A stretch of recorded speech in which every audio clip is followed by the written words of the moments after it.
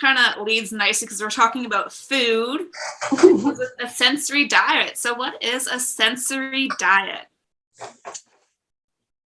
That refers to kind of building a routine of activities into a day that have certain types of regulating sensory input for an individual. So it's often about kind of pairing really calming activities before activities that might be known to be more stressful for that child. We kind of like to move into a place of kind of just thinking about it more, aiming towards having a sensory lifestyle as opposed to a sensory diet, which, you know, has kind of a regimen kind of sense to it a little bit.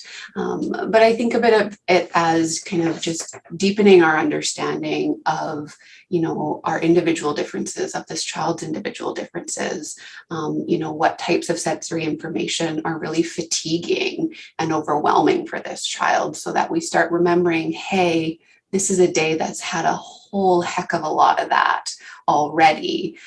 So now is not the time for us to tackle homework.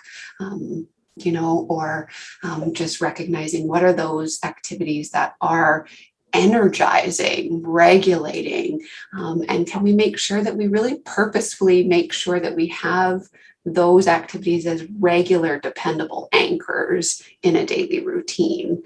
But that's going to look very different for all of us. You know, for some people that might be that really high energy run around playground play.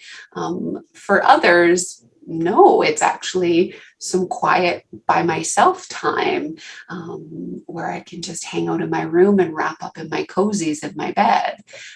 It's not a one size fits all. There's definitely some trends that we can recognize, but it's, I think, all about kind of understanding our individual differences and thinking about how do we, you know, match activities so that we're best set up for success. Yeah, and I think it's important to highlight that in, you know, a school or a daycare situation, you can't use those things that the child needs to regulate as a punishment or take them away. Think, oh, well, you didn't finish your homework, so you can't do this because we need to use that time to do that. So that's just going to heighten the problem and make it worse. Yeah. And it was often used as a reward too. Mm-hmm. Like if you, it's almost like if you can have a movement break after you're regulated. So regulated without it. Yeah. So we can give you heavy work after you've done your assignment.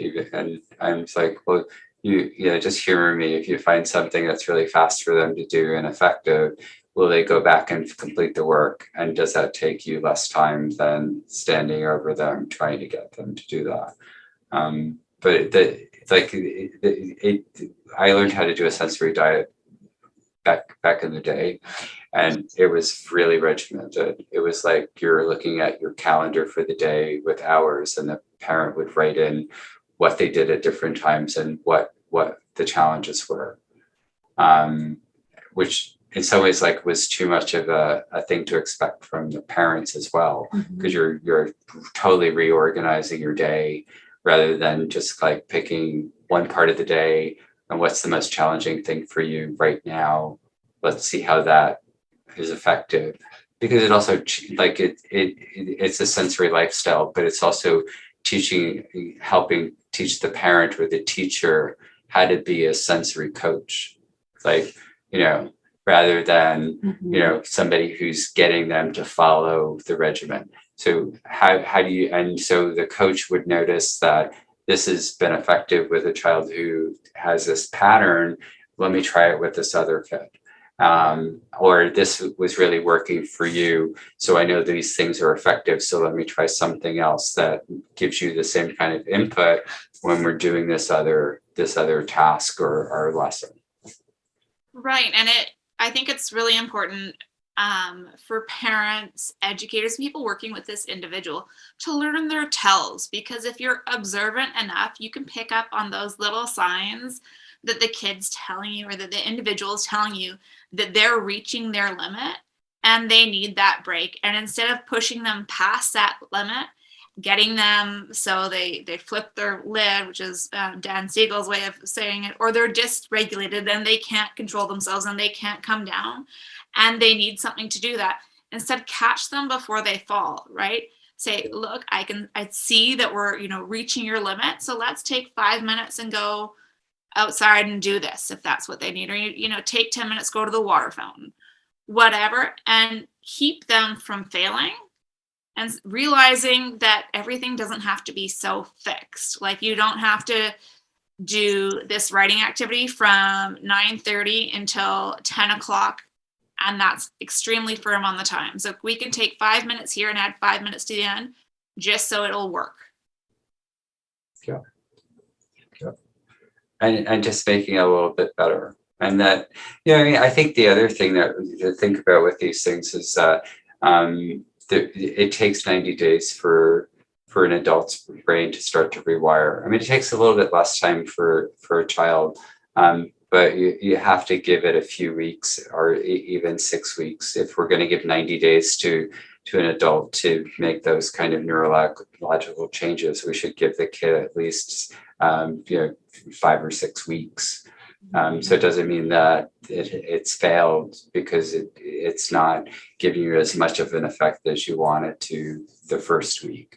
And that, and you kind of, it's easier when somebody's seen it work with another child to do it with a second child. It's much harder for a parent who's never had this experience to kind of just believe us and keep trying.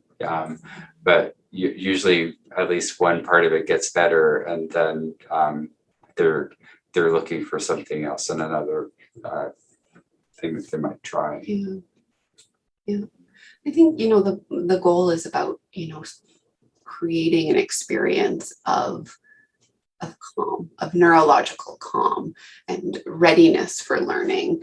So many of the children that we see, I don't think actually really know what that feels like, haven't been presented with an opportunity to seek or to take or to, cover themselves in these experiences that are needing to actually get into that space of regulation and stay there for a little while versus, the kind of more classic reactive approaches that's asking the child to kind of become familiar with and normalize this idea that regulation is about ping-ponging. You need to stretch yourself to flip your lid before we implement this new strategy that's going to say, hey, this is how you correct that, right? Why is the goal not more about kind of staying within a realm that we can go through those undulations in a way that are less of that slingshot back and forth? Right, of course.